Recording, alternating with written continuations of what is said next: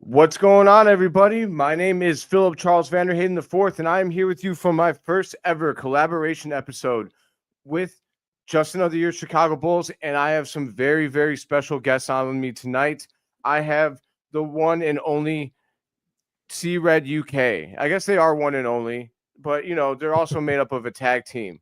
And I will let them go over their backgrounds here in just a moment. But first, I wanted to say, Matt and Neill, it is a very, very big honor of mine to have you on with me. And thank you for doing this part two. And if you haven't seen part one, you should go over to their channel and check it out. But thank you guys for being here.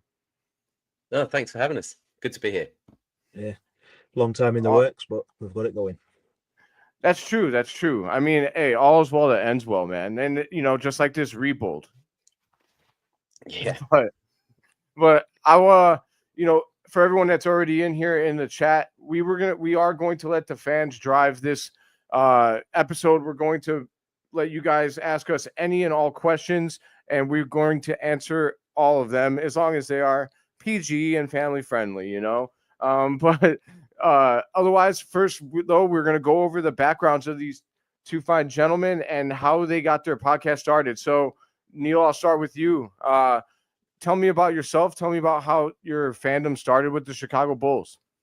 Yeah, well, as you can see from the logo behind me, we're made up of I'm from Ireland and Matt's from the UK, but I actually grew up in England myself as well, and used to play soccer as everyone did in England. And then we smashed a couple of windows, and they put up a sign saying we weren't allowed to play soccer out in the green where I lived anymore.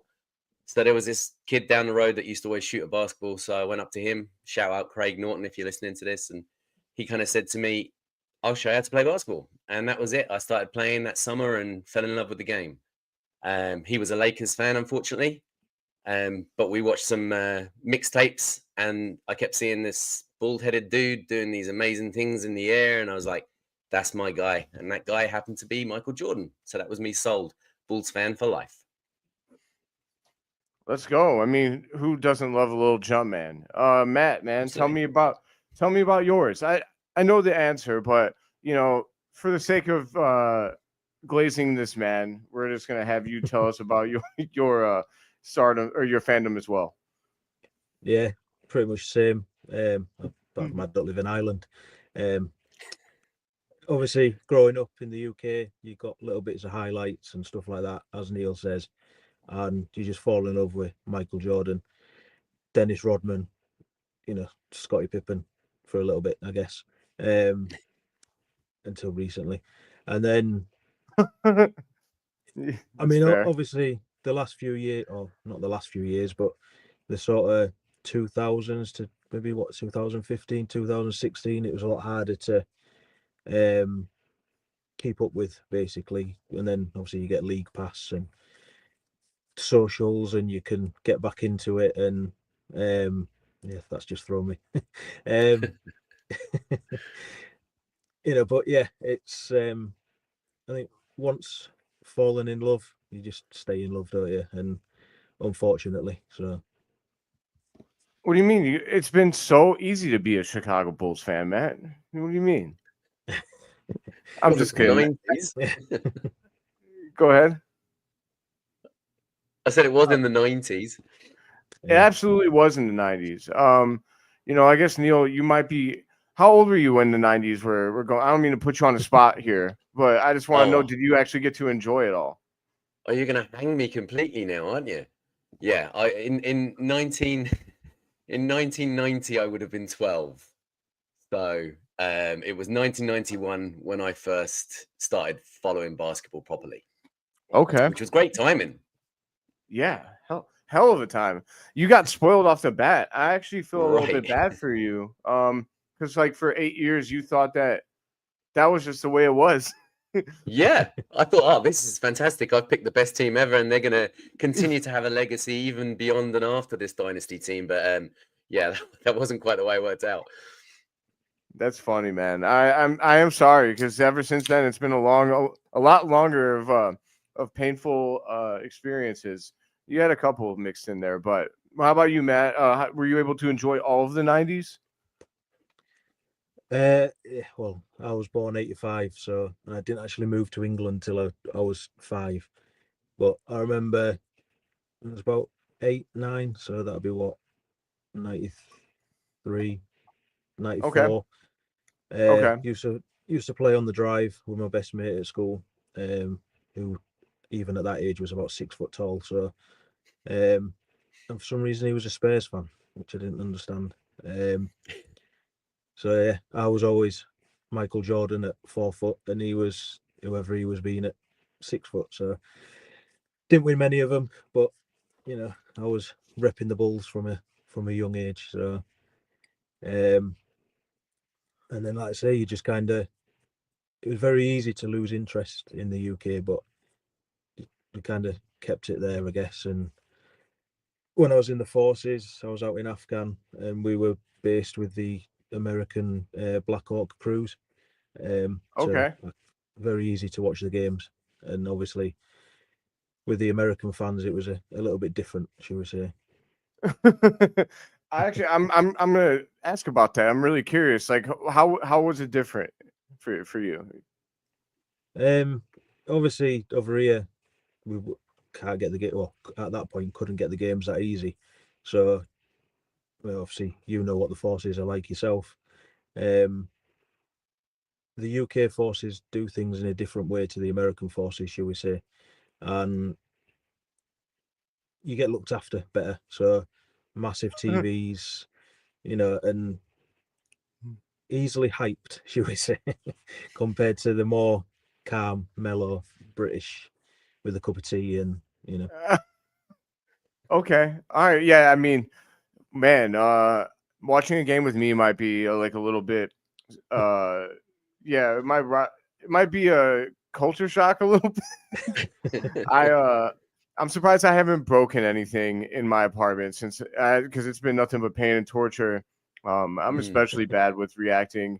I ride the roller coaster, man. That's for sure.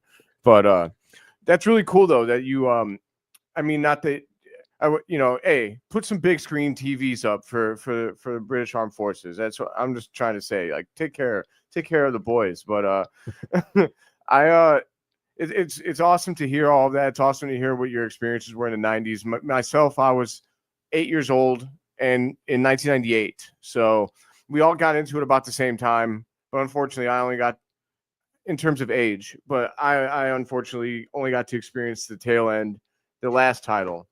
So I so okay, that's all awesome. So then you guys went through the '90s. When did you guys start your podcast then? And I'd love to know, like, how did you guys meet? Whichever one you want to tell the story.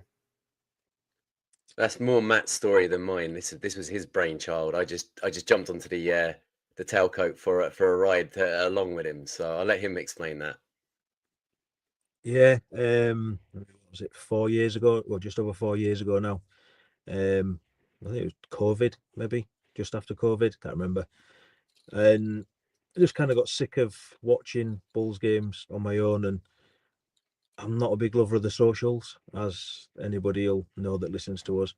So I set up a private Facebook group aimed at just getting UK fans together and talking, and in the hope that there was a lot of UK fans out there. And initially there was. It was a private Facebook group, and we let other people sort of take a bit of control and offer different sort of things to it. I don't know. And somebody come up with the idea of creating a podcast, and myself and Neill didn't particularly want to do it. Felt like we didn't have the time, but we went with it. And then the person whose idea it was decided, I don't want to do it, dropped out.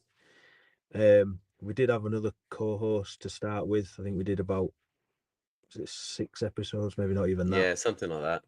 It was all on Stump, which is an app created by Tim Sinclair, the Bulls announcer. Okay. And he was actually our first guest as well. Flex. Yeah. Wow. That's cool. You know, we've actually had him 3 times. So, and you know. Flex. Yes, Neill. Yes. And yeah, the pod just kind of grew from that. Really, it ended up being just me and Neill, went audio, and then it ended up on YouTube. And as with everything, we're still learning, still Mhm. trying to grow, trying to get it out there, and yeah, it's just kind of grew from nothing. I mean, myself and Neill have only ever actually met once in person, and that was one night in Paris for the Bulls Pistons game. It's beautiful. Behave.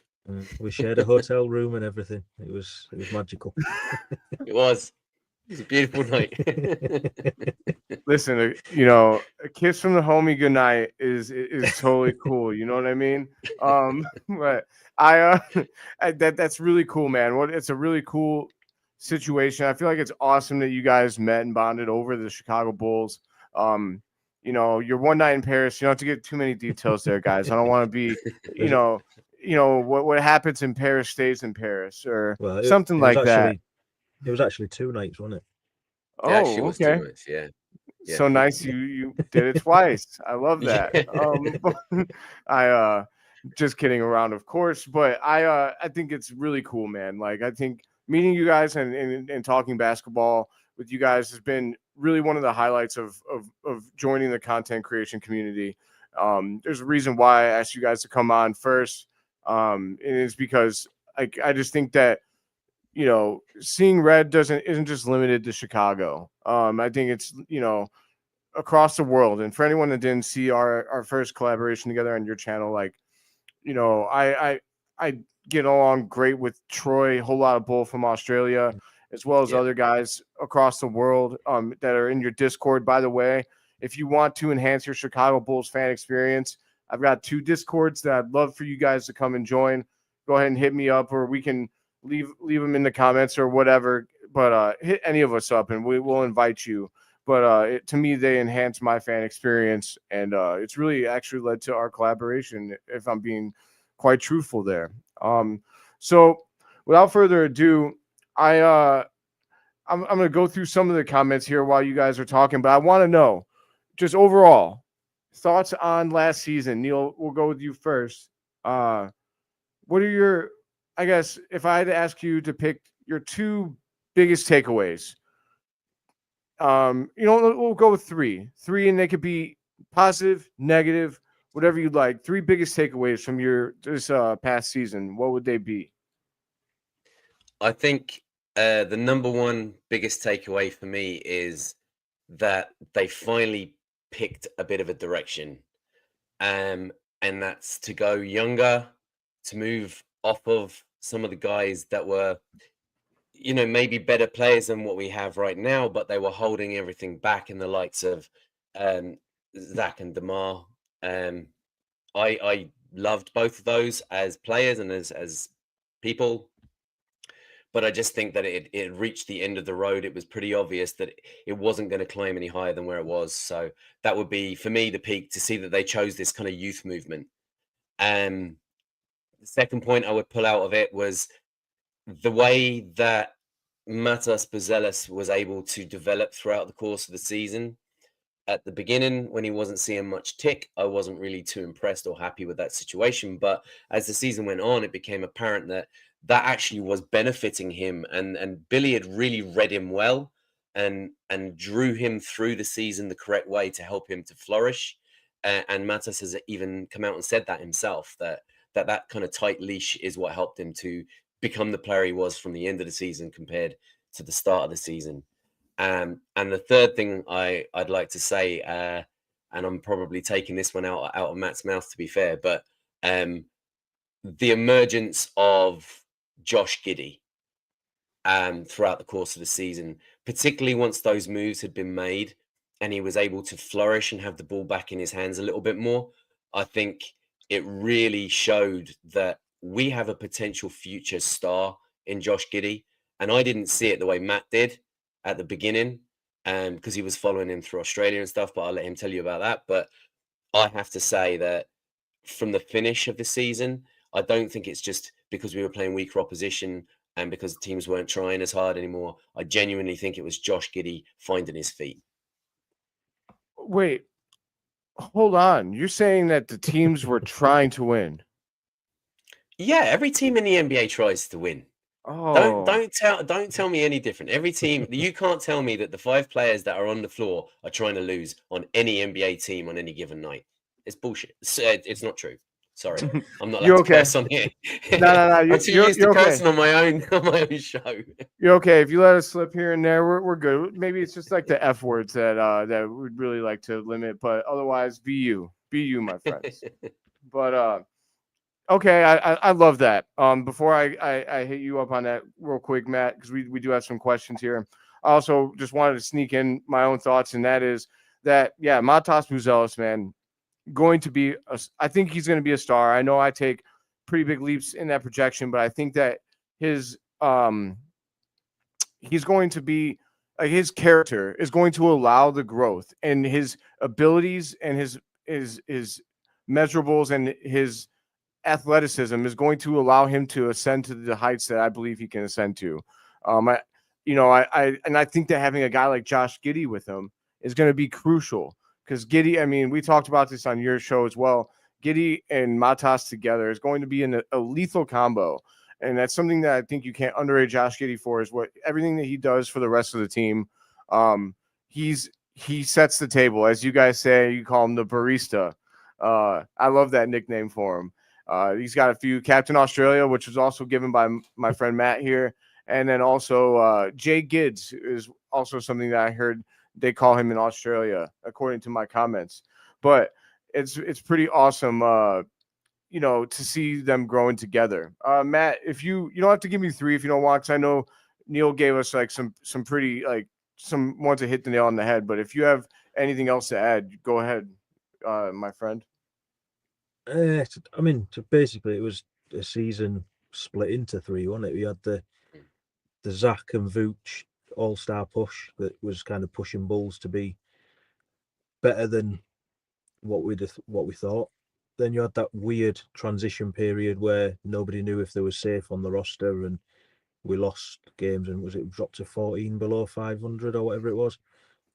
And then we had that last sort of third where obviously Kobe, Giddey just went crazy and gave everybody hope, and obviously took Matas along for the journey. And as everyone's now saying, that is it. I mean, is that the core of the team? Can there be the future of the team? And it kind of obviously gave some people a bit of hope at the end of the season. Other people, it's created more excuses, I think. Like you said, where the other team's trying to win, were they even, just because they didn't have the superstars out there, some of them, even though we beat LeBron and Luka and stuff like that, but we were only beating bum teams, weren't we? So does it really count? Yeah. Do you have something to add there, Matt or Neill? No, I'm just enjoying that sarcasm. Yeah, no, I love it, man. I think all of the pessimism, I understand the pessimism surrounding the Bulls and why people don't believe in the top ownership and everything like that. But set all that aside when it comes to the roster, because the roster inspired a lot of hope after. I mean, people talk about this team like it's the same team that was at their ceiling the last couple years, and it's not. It's just not. They're all 25 or younger, except for decrepit Vucevic, who is on his way out. I do respect Vucevic. This draft process where I'm looking in the centers has actually made me respect him more because of how unique his skill set really is in the NBA for a big man that can shoot and have the post game that he has. But his defense and age has gotten us there. But overall, I think that it's unfair for people to say that this team offers no hope or that they're treading water. Like, we actually pointed our boat towards the future for the first time in years. I mean, probably for the first time since we traded Derrick Rose, because the team that we put together after him with Jimmy Butler was a bunch of old men too: Rajon Rondo, D Wade, and Jimmy Butler. So, I mean, we haven't had a youth movement like this in a long time. So I think there's definitely reason to have hope.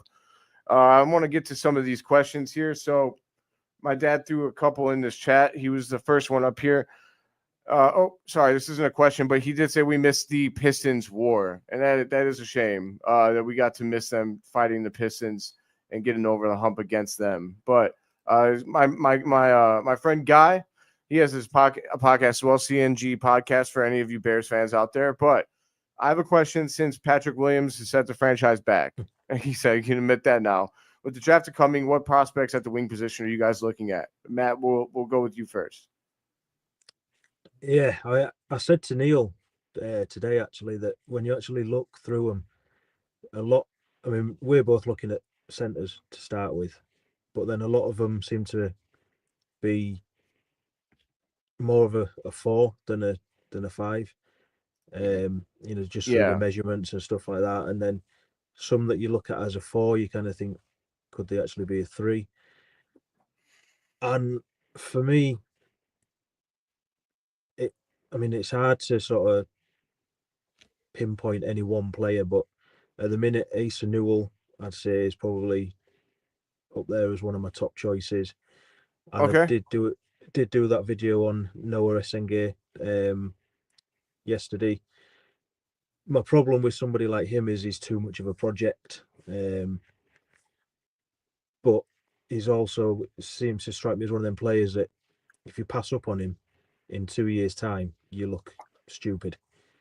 I think he could have a really good NBA career, but at the same time, I don't think Bulls is the right destination because we don't really develop players. So I'm kind of looking at somebody who could potentially come in and hit the ground running, basically. And I mean, Asa Newell and Thomas Sauber are probably my top 2 that I've looked at properly so far. I mean, we are looking at more as we go along. I mean, it's still 5 weeks away to the draft, so still plenty of time for people to rise, fall, and the mock drafts change.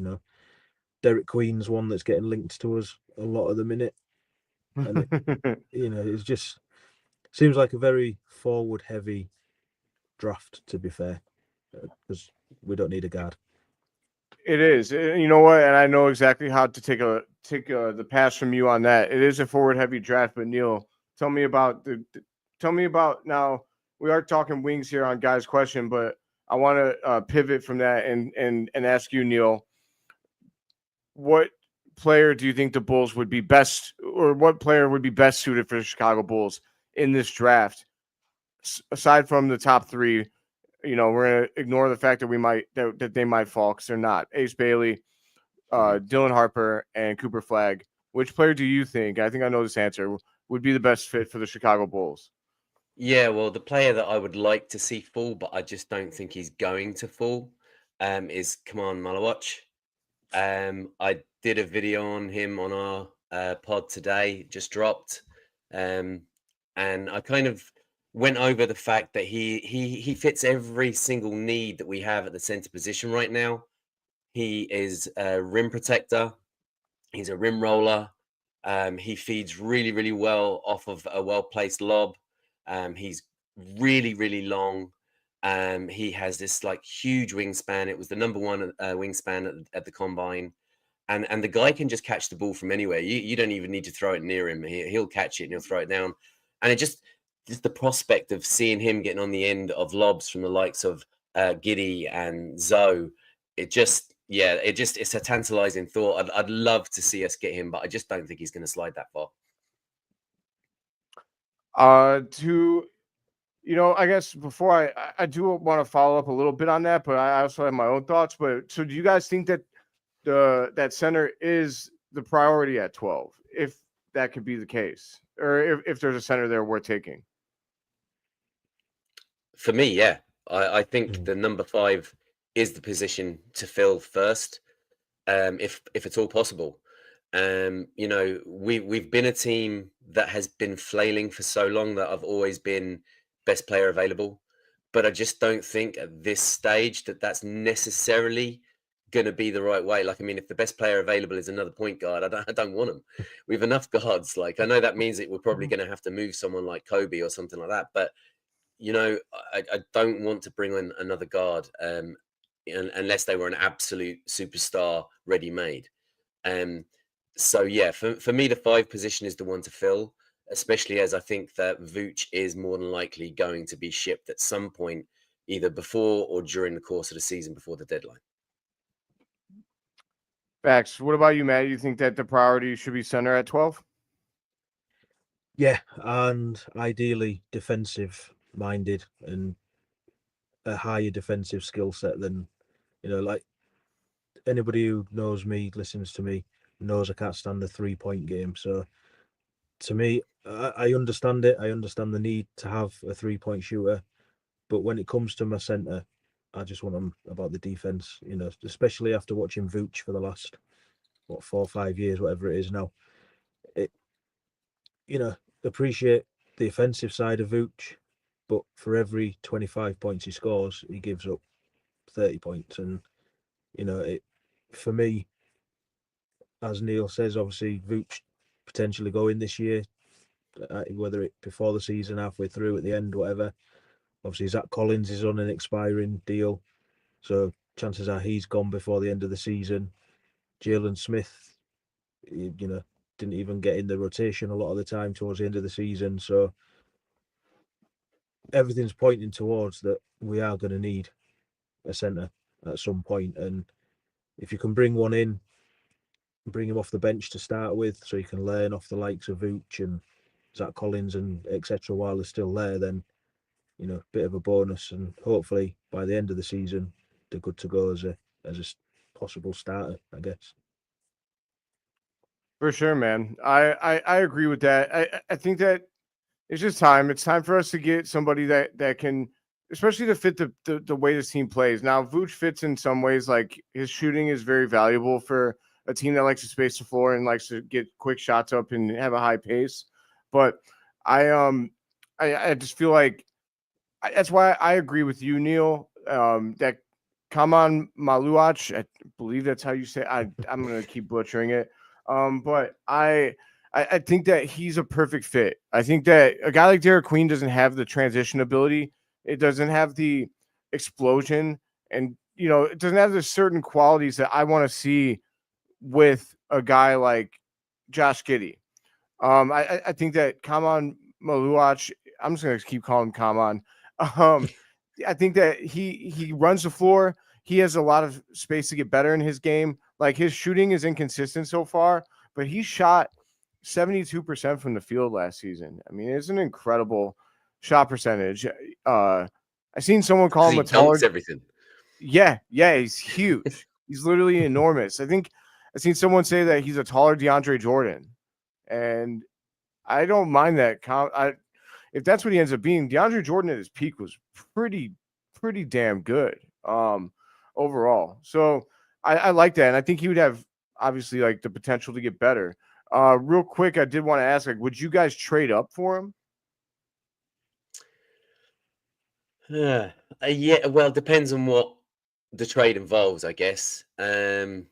Yes, I would, but not to give up some of the core assets that are going to make him effective as a Chicago Bull, because if we do that, it kind of defeats the whole purpose, really. So, and you don't get anything for nothing either. So realistically speaking, it could be a painful move in order to make that trade. So it really would depend on the finer details and who needs to walk out the door or what we need to give up in order to do that. I mean, let's face it, this is a building team going forward. Do we really want to find ourselves in a position for another 4 or 5 years without any picks again? Because I don't. I'm inclined to agree with that. Like, it depends on the price. Now, if you told me that we could do it for, like, I don't want to upset anybody here, but if you told me that, let's say, like, Philly said, I'll present you a scenario, Matt. What if they said Kobe White and number 12 if Philly said that, because their pick is reportedly up for sale? Now, that also puts you in a pickle. That means Ace Bailey's on the table. So I'll ask you this. Now, I prefer not to give up 12, right? Because I think in a perfect world, you can get Ace Bailey and then draft a big at 12. But I'm going to put you in a conundrum. Let's say they offer Kobe White, or their number 3 pick for Kobe White and the number 12 pick. Are you taking it?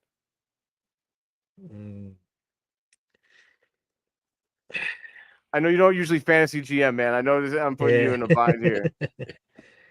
I don't know, because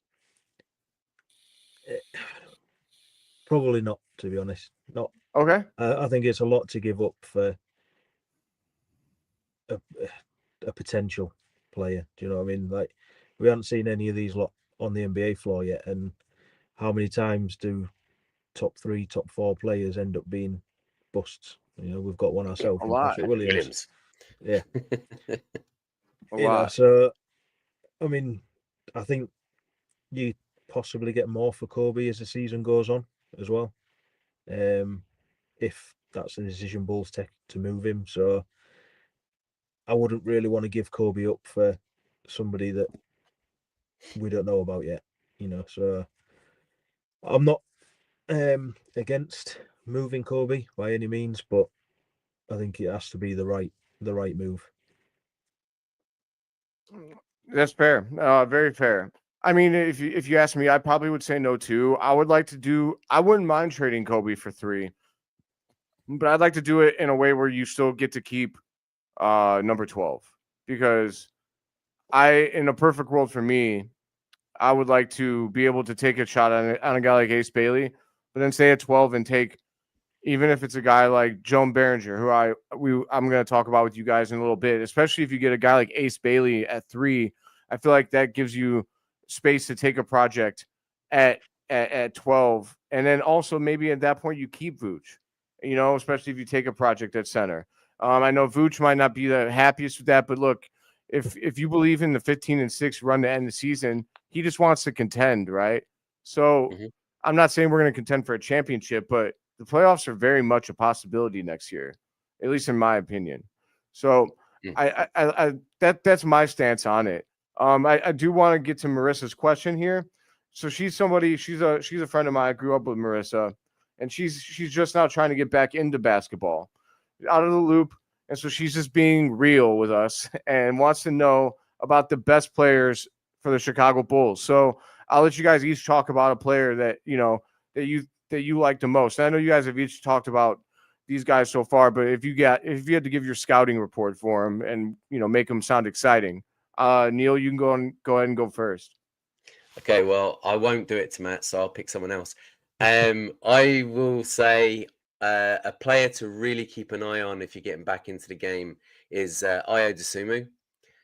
He was injured towards the back end of the season last year, so we didn't really get to see much of him right when we would have really needed him to be involved in that drive at the end of the season. But Ayo Dosunmu, he's an Illini project from Chicago, so he's a hometown kid, and he has a great drive.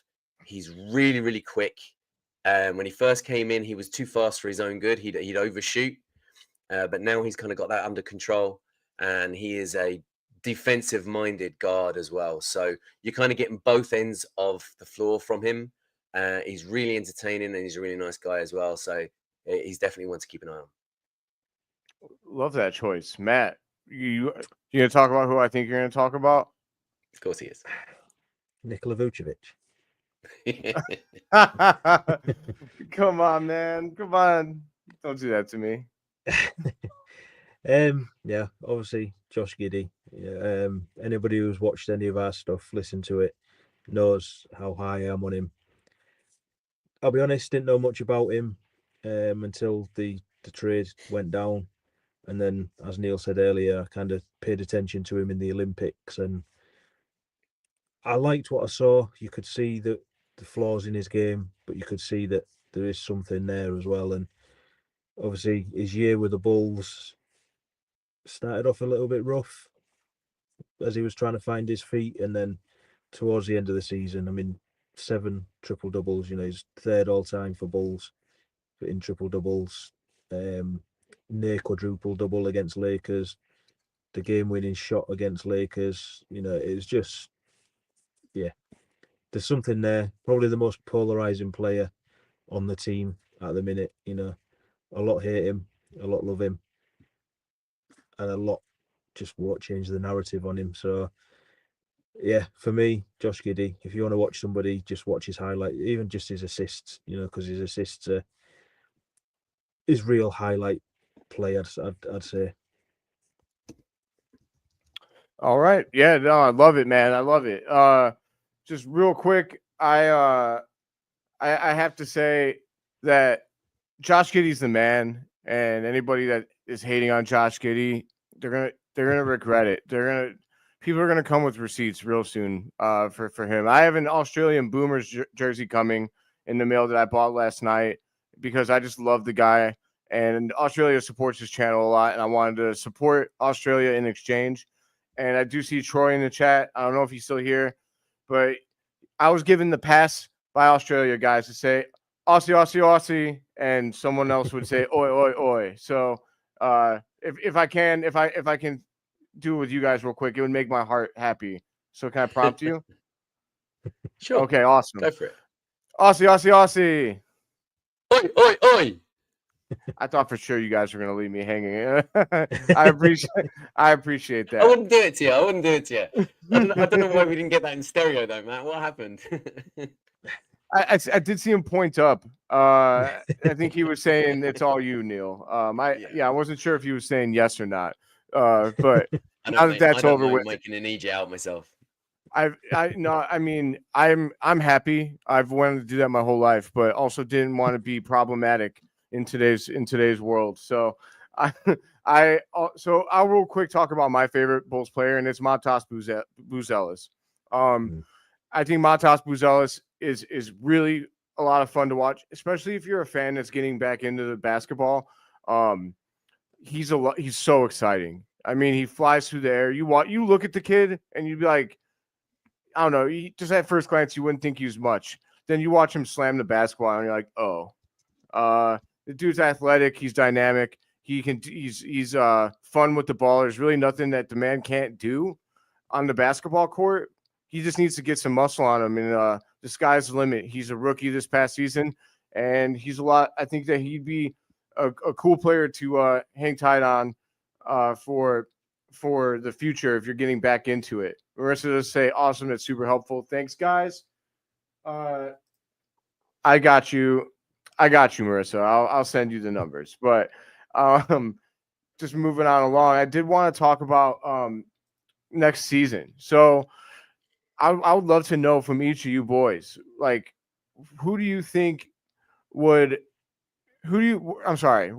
the prediction is if the team didn't change? Let's say we draft, I don't know, we'll go with Thomas Sorber. So let's say we draft Thomas Sorber and the team stays as constructed. We won't even talk about Vucevic being gone. Well, let's say that with that guy added, what do you think the Chicago Bulls can do next season? In regards to record? Yes. I mean, record, place in the East, I guess. Where do you think? You don't have to give me like an exact record prediction or anything, but I want to know where you think they're going to be. Are they right back in the play-in? Do you think that they're making the playoffs, et cetera, like that? See, the East is kind of so unstable and in flux right now. I mean, it's all over the place. Yeah. I mean, even to see that the teams that have come out of the East into the Eastern Conference Finals are not the teams that you would have expected out of the teams that were in the playoffs to get there. So I think the opportunity is there for any team that is able to compete in the East to land anywhere, probably in, say, from maybe 3 to 8. You know, it's that much of a shakeup that's going on there at the moment. So I think I'm actually going to give you a very, very early prediction on it. I say the Bulls hit 500 next season. I say they at least get to 41 wins. And especially if they can lock down on the defensive end, and someone like Thomas Sorber is projected to do that. So I think that we managed to get over the hump and finally put down a winning season. I love that. I love that prediction, Neill. An optimistic prediction. Who would have thought it? I mean, I would have known it was coming from you, but now I'm curious. Matt, what do you think about next season? Yeah. If Giddey, Kobe, and Matas can carry on how they finish the season, then that changes everything, I think. I did say in the Discord a few weeks back that I could basically see them finishing 7th in the East. There's always a team that does well one year and then drops, like we saw with Magic this year. I know they still made the playoffs, but they had to go through the play-in. Who had Pistons doing what they've done this year? So do they drop off? I don't know. Obviously it's too early to tell because you don't know what other teams are going to do. I mean, look at Sixers. Nobody saw Sixers doing what they did, and like you say, there's rumours going around that they're looking at moving the third pick. So did they do it on purpose? Is it a bigger plan? Who knows? It's just, yeah, I'd say 7th just to be slightly negative.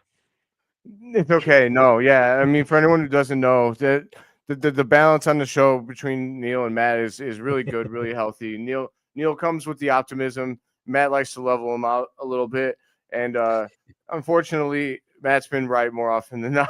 Unfortunately, that's so true. I mean, as a diss, Matt, it's just us optimistic people have been taking a beating when it comes to Chicago Bulls fandom. But I guess for me, do you guys label me the most optimistic person in Bulls content creation? And so I'm going to stick true to that. I'm going to say that we finish above 500. I'm going to say that we finish, if we kept everything as constructed now, I'm going to say that we finish, I guess I won't go too crazy. I'll say 43 and 39. I think that we can move into 6th. I believe that would have been 6th this year. I could be wrong. I think that we'll at least fight for 6th, though. I think that that's probably where I think we'll end up on the Eastern Conference ladder.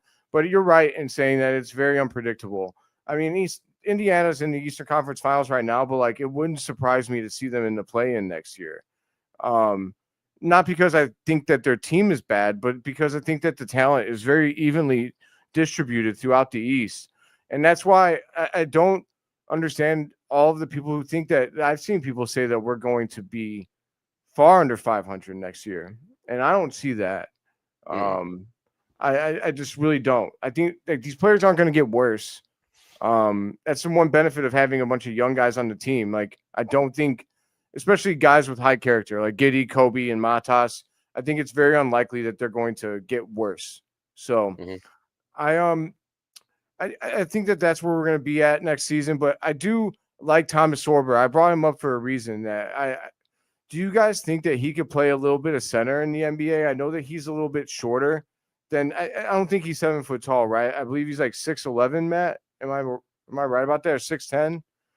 Offhand, I'm missing it. I know it was it's his wingspan that got everybody excited. Does he 7'6" wingspan, something like that? 2 seconds, I did have it wrote down. Yeah, I had it here. Hang on. He's 6'9" and a quarter barefoot, 7'6" wingspan. 7. That's what it was. That's where I was thinking in my head. 7 foot. That's insane. 7'6" wingspan for a guy that's 6'9" barefoot is literally insane. I think that he's a really interesting prospect, and I really liked your breakdown of him. At 12, he does feel like somebody that I'd be very interested on. I also have heard someone bring up last name Coward, and I gotta admit I haven't done a deep dive in him at all. I know you guys are still learning. Cedric Coward. Yeah. I don't know a lot about him at all. I'd have to do a deep dive on him. I've heard his name mentioned. I do like Asa Neill. That C-Red UK also did a video on Asa Neill for anyone watching. That is also extremely good by Matt. Neill did one on Maluach, and then Matt also did. I'm gonna butcher the name. Noah. I was just going with Essengay. That's what I was going with. Yeah. Okay. Perfect. Noah Essengay. Yes or sorry, Noah or Yesa. I did like that pun during your episode, Matt. But so if anyone's interested in draft prospect breakdowns, C-Red UK is doing those. They're going to be coming out with more as this offseason goes along, and I will be as well. I've done a couple of things on the draft, but one guy I did take a look at that I wanted to talk about with you guys is Joan Berenger, guy out of France, but he played in Slovenia, but extremely new to basketball. I believe he started playing within the last 3 years, and he's only got 2021. I think he started playing. Right, and he's only got 1 year of like pro ball. Like he's only got 1 year of stats to look at, and that's for Slovenia. So I wanted to know, like, I've got thoughts that I did put out in a video last night, but I wanted to know if you guys knew anything about him and what jumps out at you and what worries you when it comes to him. Matt, we'll start with you. Yeah, I mean, when you mentioned him to us before in the chat, I had already started looking at him as a potential one for my videos, and just purely because I'm looking for centers, and obviously I think there's a list of the top 5 centers, and I think he was listed as 3rd to take behind Moloch and Queen. So I know he's maybe yeah.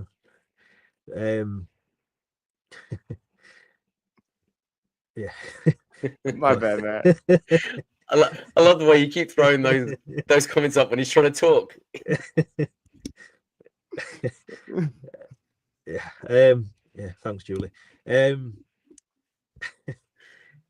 Yeah, I think it's a lot harder to look at the international prospects, especially somebody who's only been playing like 3-4 years. Yeah. And was he 18? So, and I think obviously European basketball doesn't necessarily translate to the NBA very well either. We've seen plenty of prospects come over and never be seen again. Marko Simonovic. What do you mean? Bulls legend Marko Simonovic. I mean, he was meant to be, wasn't he? What was he, 7 foot tall and all that, and center that we needed, and supposed to be our Jokic. I think he's playing in like Turkey's 2nd league or something at the minute. So, as for obviously what you're saying, I think there is something there with him. The video that I've watched on him, he looks like he knows what he needs to do. It's just kind of putting it there. He knows that he needs to score, and he knows he needs to stop the opposition scoring. It's a simple game, as Stacey King says. And I think if you can put all of that into him, I think he's probably 2-3 years away from being NBA ready. So if I was him, I'd not be declared for the draft. I'd have another couple of years, just sort of maybe try and come across to a college, something like that, and learn the American game as well as obviously basketball as a whole, and then enter the draft in another couple of years. And I mean, I know next year's draft's meant to be as stacked, if not more stacked than this year.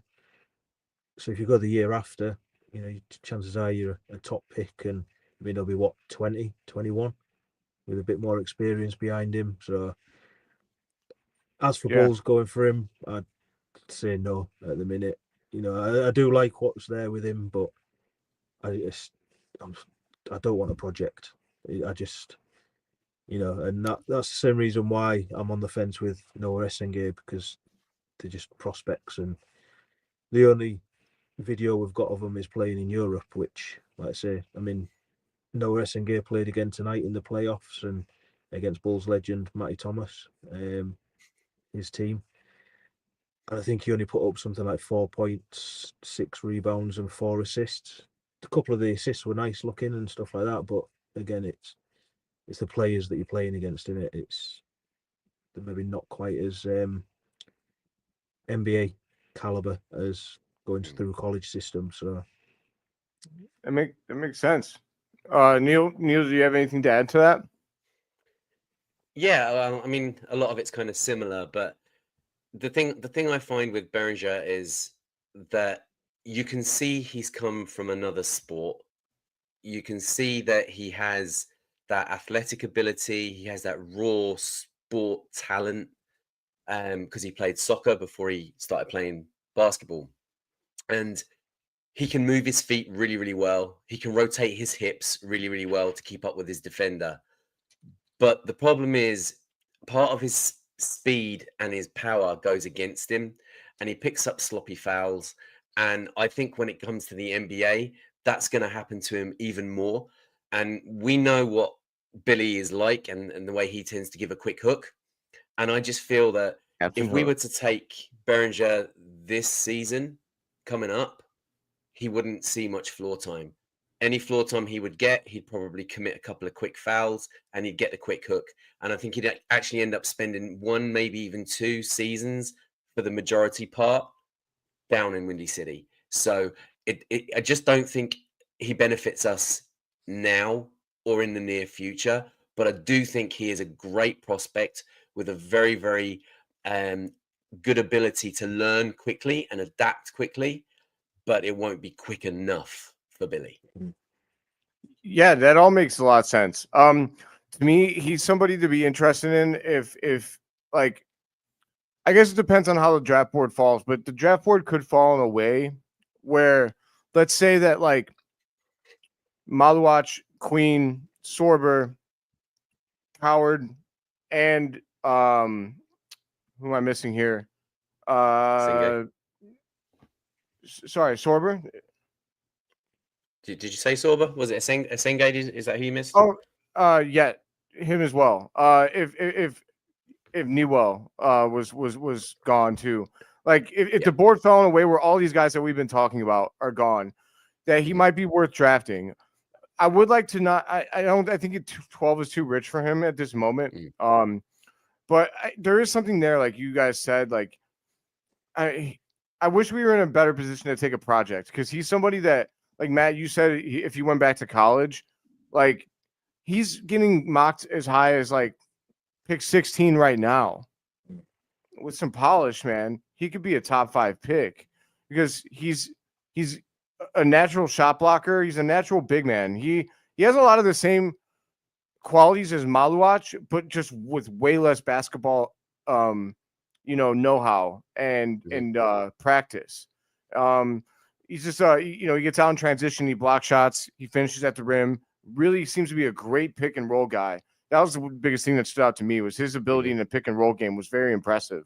But I agree with you guys. I think it might not be a great pick for the Bulls at this time, but it's a shame we don't have like a higher pick in the second round or something like that because he'd be great. If he's there in the second, you got to run to the podium and take him. He's a great second round prospect. I just don't know about in the first right now, but wanted to bring him up because he is one of the few true centers in this draft. His ability to protect the rim is real. So I want to go back through a couple of these. My dad had made a comment that it wasn't a question, but I wanted to ask you guys about it. He said that he thinks the game's going to pivot back to the half-court game. Physicality seems to be coming back, and the play with pace is fading. I wanted to know what you guys thought about that. Neill, you can go first. We'll switch the order up. Yeah, okay. Well, the play with pace is fading just as Chicago Bulls are learning how to play with pace. That's great, isn't it? No, what I will say is I think if you were to take the regular season, it may not be as obvious that the game is beginning to slow back down again and become more physical. But if you were to look at the playoffs and the games that are being played postseason, I think you absolutely have a case there.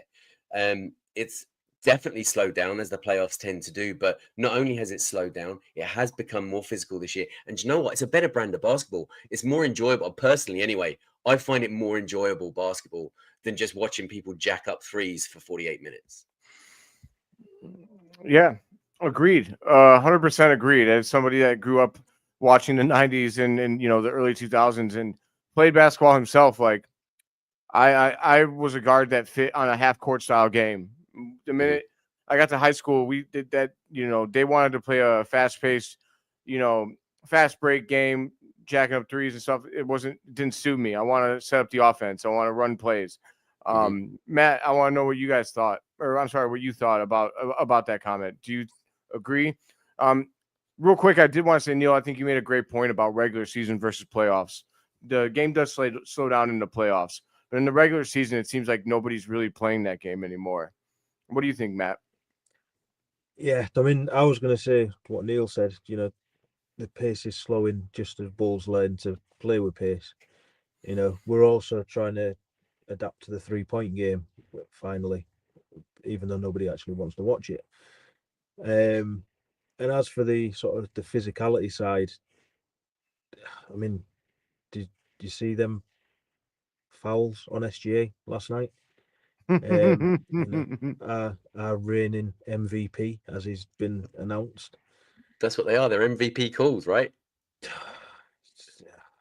Yeah. I mean, yeah, don't get me going.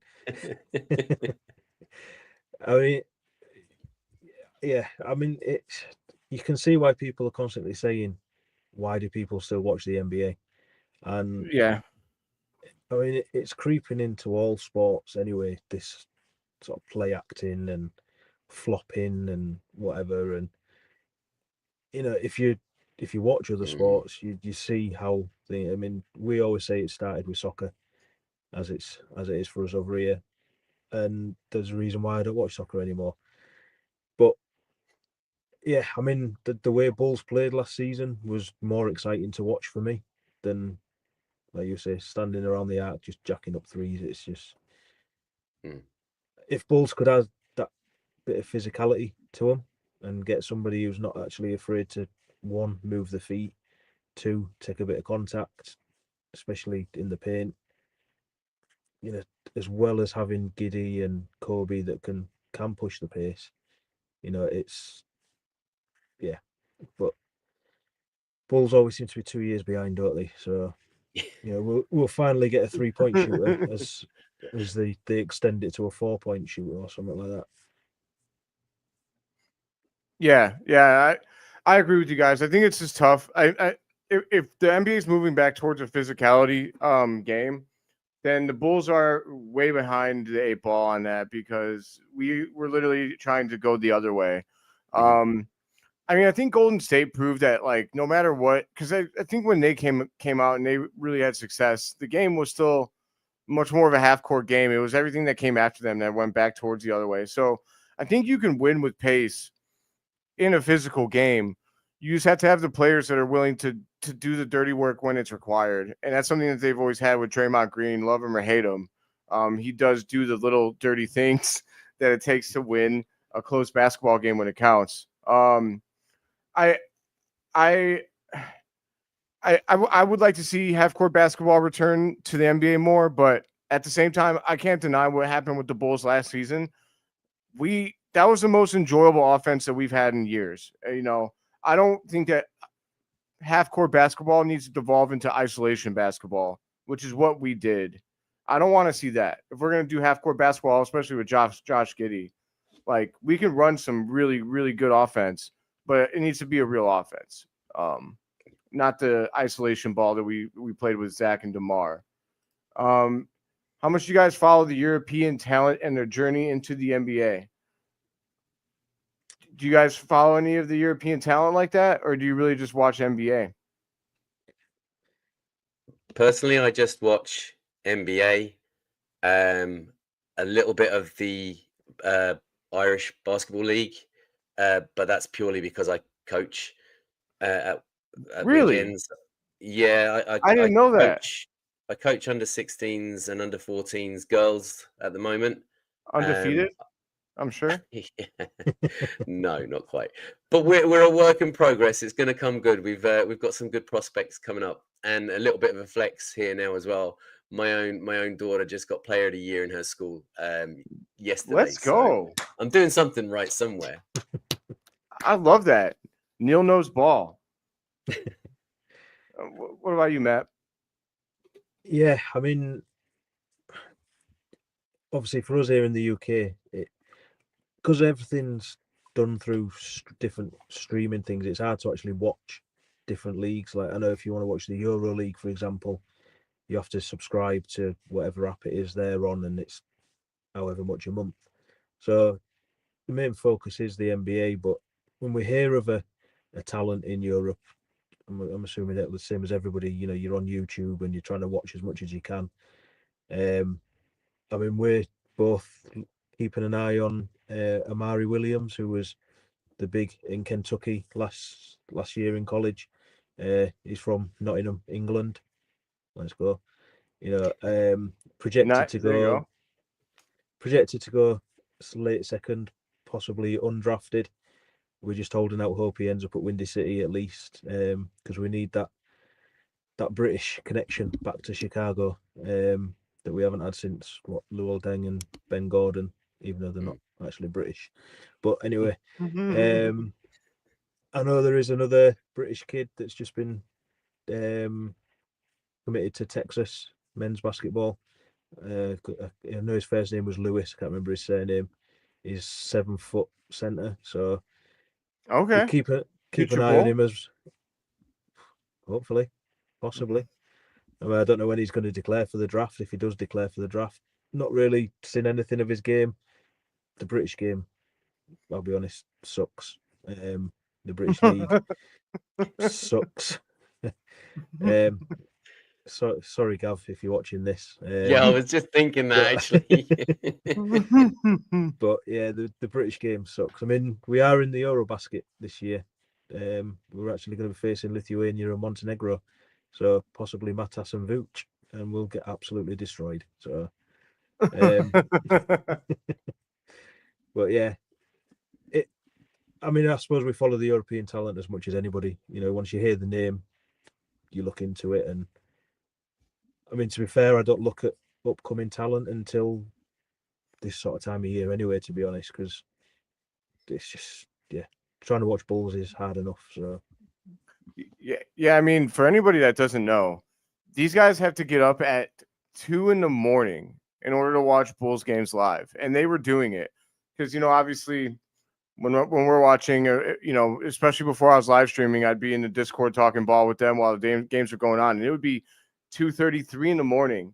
And I think that's dedication, man. If any of you Bulls fans out there think that you're dedicated for just watching, yeah, these guys are getting up at 2 a.m. to watch us get destroyed, at least until this year. Like that's really dedication right there. But and they haven't quit. So for tends to be the anyone, reason why we have some passionate opinions, shall we say? Yeah, that a lot of people might not agree with, but hey, you earn them when you lose sleep in order to get them. I think that before we get to this question, any Bulls fans out there that feel sorry for themselves for being Bulls fans, stop it. If these guys can get up at 2 a.m. and keep doing it and they're still believing, don't feel sorry for yourselves. See some red and man up and keep supporting your team. So Marissa has a question. Have you guys seen a Bulls game in person? I'll let you know that one, Neill. Okay. Well, first of all, yes, when we met in Paris, it was to see the Bulls play against the Pistons in Paris. So we both saw the Bulls play together, which was great. As for in the UC, yeah, absolutely, yeah. Phil, look, we're just gonna leave that out there, and people can assume whatever they want to assume. Yeah. Well, as for games in the UC, I've been very, very lucky in as much as I used to work for an airline that flew to Chicago, so I used to get to go to games quite regularly during the Derrick Rose, Joakim Noah, Taj Gibson era. So that was great. And I am also I feel like all I'm doing is flexing on this show, but I also got to go over for the 1998 ring ceremony. Wow. No, so 1998 one didn't happen. 1997 one it was. Yeah. So I was over for the ring ceremony. Scottie Pippen was in street clothes, but I got to see MJ play and I got to see Rodman play and the rest of the gang. So it was great. I was in the nosebleeds though, very much. I mean, so I never got to be in attendance for Jordan and Pippen. Pippen was in street clothes. We know that story, but yeah. So Matt, is it just the Paris game for you, or have you seen any others? Yeah, just a Paris game. I mean, Bulls did come to the UK in, was it 2008 when they played Jazz? Unfortunately, I was overseas with the forces on that one, so couldn't make that. I've been in a position where I've had money saved up to go to Chicago, and then for whatever reason decided to get married and have kids, and ever since then my money is just and not on myself, unfortunately. I was hoping to get across in April, just gone, when I turned 21, and unfortunately that didn't happen either. We actually played Heat on my birthday, so it would have been pretty sweet to be at the UC for that, but unfortunately not. I know, obviously, Neill, was it last season or the season before when you centre court as well?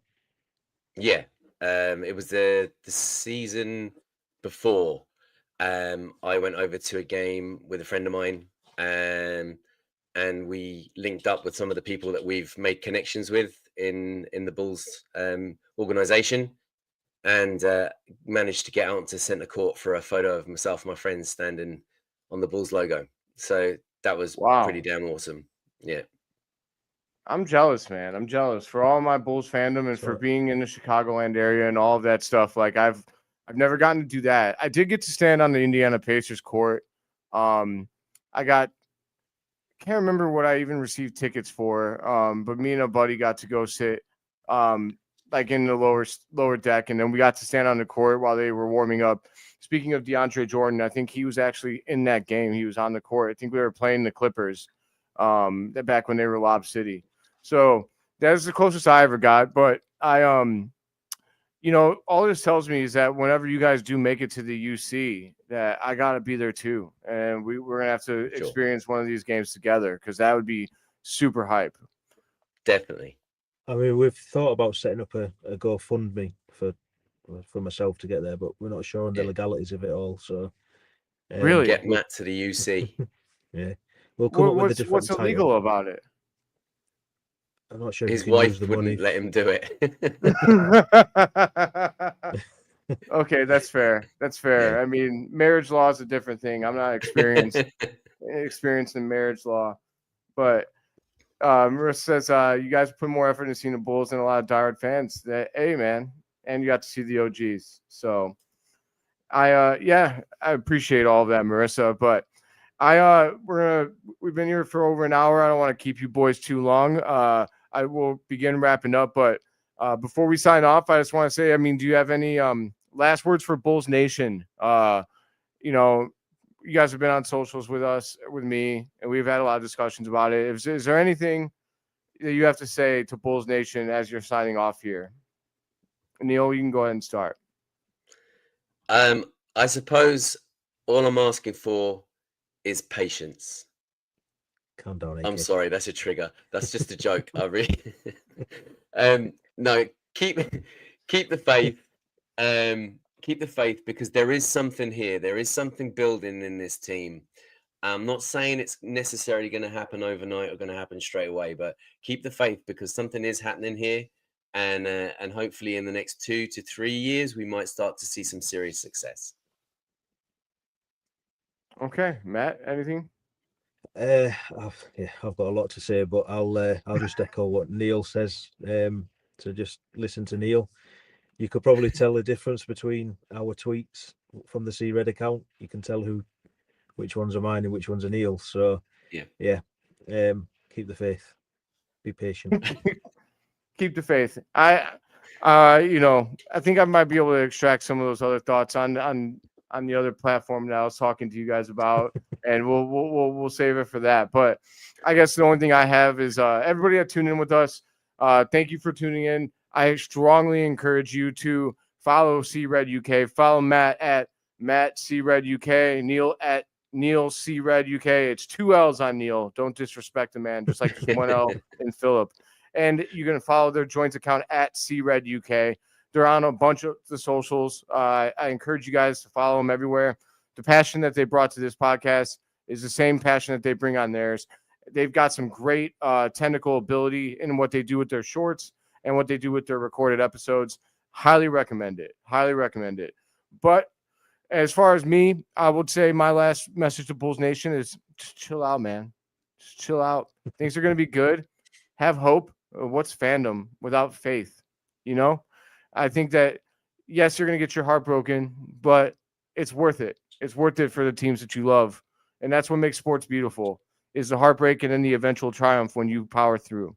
So that is the message I have for Bulls Nation. But until next time, and there will be next time, because I've really enjoyed this time with you boys. I think we're going to definitely do this again soon at some point.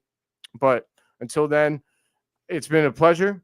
And just like these boys, I'll let you guys say your tagline. I don't want to steal it from you. Matt, go ahead and hit them with what you got.